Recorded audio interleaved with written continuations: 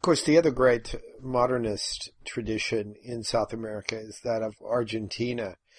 And in the 1920s, Argentina went through an comparable explosion of modernist artistic activity as did Brazil. Argentina, however, is not as interested as Brazil in explaining the Argentine spirit or investigating the specifically Argentine mind. It's not that they were uninterested in that, but Argentina is a country that is both ethnically and culturally much more closely connected to Europe than is Brazil. And we see Emilio Pettoruti here very early on, sort of playing the same role structurally that we saw with Anita Malfatti in Brazil.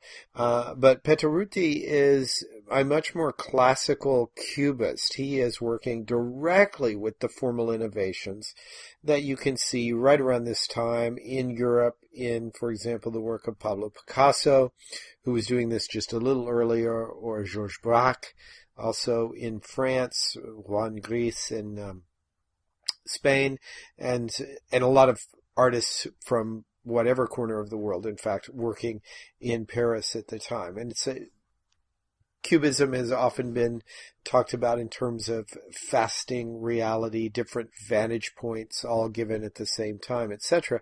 But really what it became is a sort of ecumenical language for the avant-garde and declaring oneself modern. And here Pettoruti is definitely doing that.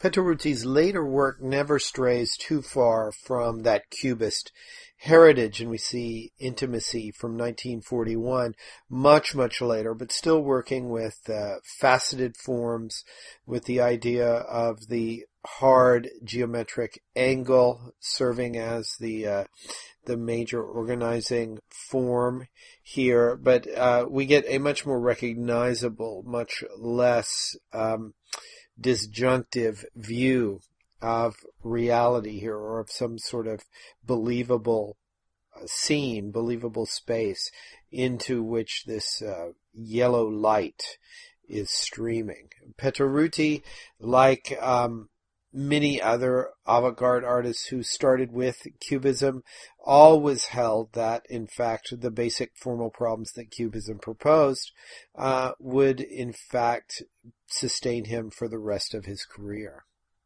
An artist very different from Pettoruti, no less Argentine, but very idiosyncratic in his artistic practice, was Jules Solar. And here you see one of his early masterworks, Couple, from 1923. Unlike Pettoruti, Jules Solar works in clearly recognizable figurative language, but he also doesn't mind or has no fear in putting text into the competition. You see 2 equals B here, 6, some other numbers.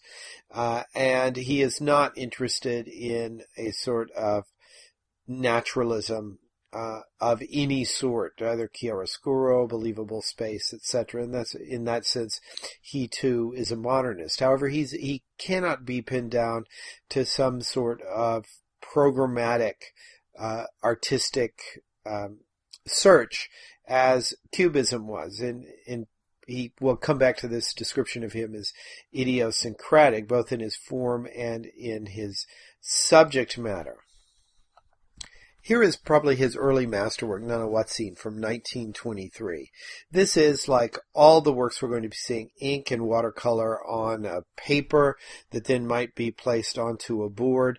But the basic fact of the matter is these are small watercolors that are jewel-like in their presentation and are in much, much different from the larger oil on canvas works that we see the major modernists from Tarsila do Amaral on doing. Certainly Anita Malfatti, Pettoruti, all the people we're talking about in these early modernist episodes in South America. Also, his subject matter is highly mystical. It perhaps is another lecture to get into all the different relations and allegories that, in fact, he's calling forth in this very, very small watercolor. But suffice to say that he knows something about pre-Columbian religions. He knows a lot about general mysticism of fire and the idea of renovation and rebirth. And in fact, in many ways, he is interested in creating his own sort of spiritual universe.